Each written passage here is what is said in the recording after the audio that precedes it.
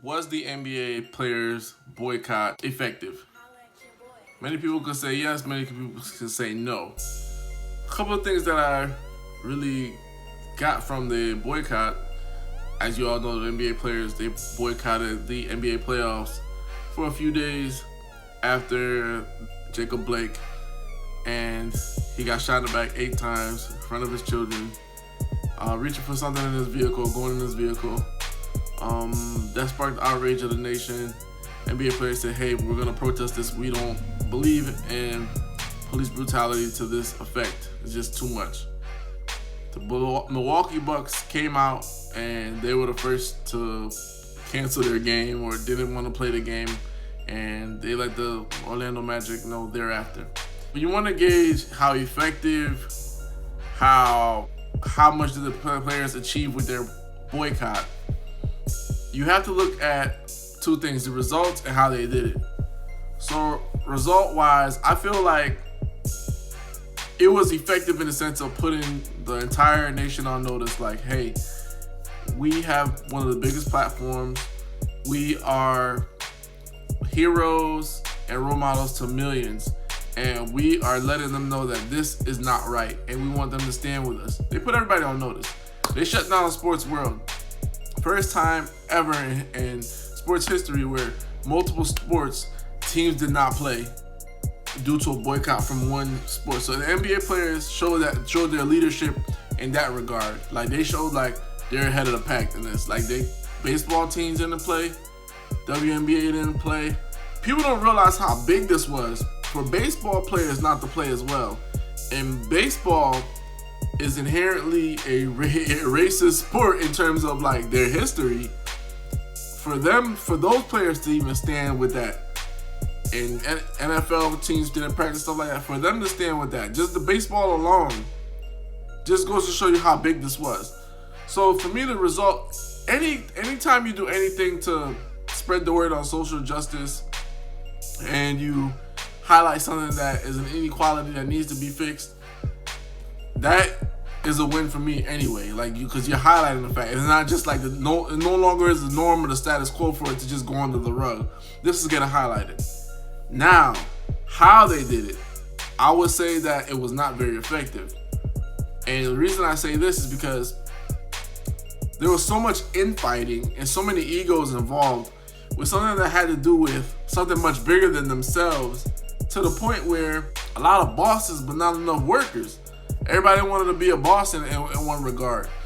It was bad in that regard, because you got to think about this, right? The Milwaukee Bucks, they made it a decision on their own to cancel the game. They didn't let the Orlando Magic know till after they made the announcement and everything. That's why the Orlando Magic, they were out there practicing and shooting, getting ready for the game. So they didn't even give them the common courtesy to say, hey, we're boycotting the game. Guess what? That happened. It's a domino effect. They put pressure on every team thereafter to not play their game. Instead of calling the night before or the day of and saying, hey, this happened, this is what we're going to do. Let's talk to the NBA Players Association president. Let's get CP3 on the phone. Let's get Russell Westbrook on the phone. Let's get the young lady on the phone that's the head of the organization. They didn't do that. They just took it upon themselves to do that. Then there comes the domino effect of I do what I want to. Players get on a call. Patrick Beverley's telling the head of the Players Association, I pay your salary, disrespecting her. Had to get put in this place. Then here comes another I do what I want to. LeBron James and the Clippers say they don't even want to continue the season. Most of the players, of course, vote to ratify to continue the season, but it's just so much infighting and so many different directions people are getting pulled in, to the point where it just wasn't effective in the way that how they did it. What they did was effective to me. Put the world on notice. How they did it was ineffective, and how they worked together, it was no cohesiveness. It was so many meetings and people saying this, that, and the third. The thing that surprised me the most, Michael Jordan, the guy that people say doesn't do anything for the black community, the guy that is anti-black or pro-Republican, all this other stuff, all this garbage, even though his Charlotte Hornets, they employ thousands of black people in that community. Michael Jordan being a black owner opens the door for other black ownership teams and stuff like that. You see that Grant Hill trying to with the Atlanta Hawks starting that deal. Shaq with Sacramento Kings. Where do you think that came from? Michael Jordan's influence, him being a black owner, showing people that, hey, this can be done. But the guy that you guys say doesn't do anything for the black community, he served to act as a liaison. And LeBron had words for Michael Jordan, another black man that's trying to help in the situation. This is what I'm trying to say. It's just too much infighting. So where does that leave us? Effectiveness, it was effective to me. How they did it wasn't effective. Now, in the future, what's going to happen? Owners are going to use this divisiveness to break the players up in the next collective bargaining agreement. They are going to ruthlessly go after the players, try to divide and conquer them, and therefore hurt their revenue and hurt their leverage. Because the players try to exercise leverage, which shows power, but they don't have any power because they don't sign their own checks. The ultimate goal for the players should be, after all this, seeing what they see, and the demands that they made to me were reasonable. They wanted governors to get on board.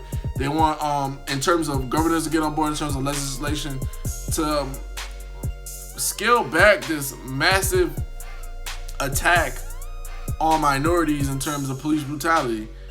They want voter registration, to be at all-time high. They want to convert facilities. They want basically the ownership to have a hand in the pot of what's going on in the pulse of the nation. They don't want them to sit back. The only problem with that is this: the owners profit off of some of these inequalities. Therefore, that's why they don't speak up. They pay the PAC money for the people that put this legislation in place.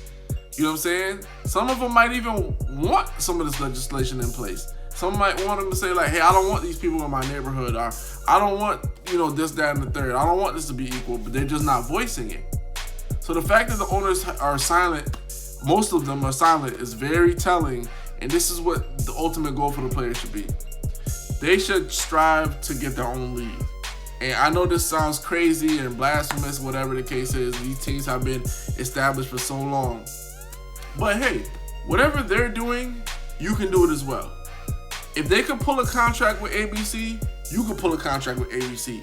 If they can get an arena, build an arena, you can build an arena. Or you can rent out an arena. Or you could, you can do the same things that they can do. The ultimate goal for the players, at the end of the day, it should just be for them to build their own league. If it's sort of like XFL or whatever the case is, if you take your star power, because right now you don't have any power, you just have leverage. Like, we're the players, we're the face of the league. The league is based on faces. If you leverage your power and say, look, we're going to start our own league. Just organize in a fashion to the point where you guys can eventually start your own teams, play in your own facilities, pay your own people, and yes, you're going to take a hit in terms of millions, but everybody had to start somewhere. These NBA teams had to start somewhere. They all started low too. Tape delay. NBA Finals was tape delay. They didn't have the best facilities. They didn't have the best TV contracts. If you start small, build big, 20, 30, 40, 50, 100 years from now, people might be asking themselves, what NBA? Who cares about the NBA? I'm watching the Players Basketball League. This is only for the players. That should be the ultimate goal, because the demands that they're making to people that profit from racism, they want somebody who sent PAC money to Donald Trump, who is inciting, who has incited and will incite racial divide. They want the person that's supporting that person to then do an about face on those views and say, no, support us against what he's trying to do. That's not gonna happen, guys. You can't serve two masters. So if that's the case, players gonna have to figure out a way to not be so reliant on the NBA and go their own way. And That's how they're gonna do it in the most effective way, or not be reliant on the owners to do so much stuff, and for them to boycott, but for them to put systems in place themselves with their money, start a fund where you pay for the lawyers of the people that are getting brutalized by police, and you start to implement. Hey, we want to pay people pay lobbyists to lobby for your cause. In that sense, players are gonna have to take. If this is like something that they want to take charge of, they're gonna have to honestly put it to the utmost forefront and just put their money where their mouth is. Eventually, like that's what it's gonna be, because these owners they're not gonna do anything. And the crazy part is they have these governors, mayors, speed dial. You know why? Because they do business with those people. That's where they get their permits to do the extensions on their stadium, to create a stadium, to bypass tax law, to pump revenue back in the community. They work closely with the community. The owners not doing anything. So the players they're gonna have to put their money where their mouth is, and this is the problem. This is why I say how they're doing it is kind of ineffective. Because to me the result is effective. Any way that you can shine light on this is effective. But then you look at them, they're like, some of the players are like, well, it's not our job to be politicians and to do this, that, and the third. But then, on the other hand, you want it to be a job. So then this is where you take your money and you shine light, like, hey, when you're voting for the president, that might not necessarily be the most important election for you. House of Representatives, your Congress, that's important, because those are people that are creating those bills, creating those laws to get signed off on.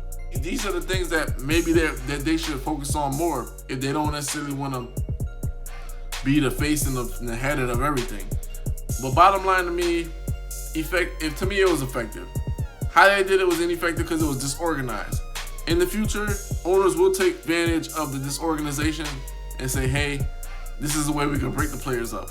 That's just the bottom line. If push comes to shove, players are gonna have to start their own thing. And they can see like the power of them boycotting, how that affected everybody's mind on everything. And if they started a players basketball association and you had to pay to watch it, like $5 a month or whatever the case is, people will watch that. Like if the best players went to another league, all of them just went and started their own league, it would be disorganized. It would be tough to watch in the beginning, but after a while you'd be like, yo, this league is dope. These are the takeaways I took from everything. Let me know how you feel with everything going on in the climate with police brutality and players boycott. How you feel? How effective it was for you? Hoops Junction, Hoops meets Hoopla. Like, comment, and subscribe.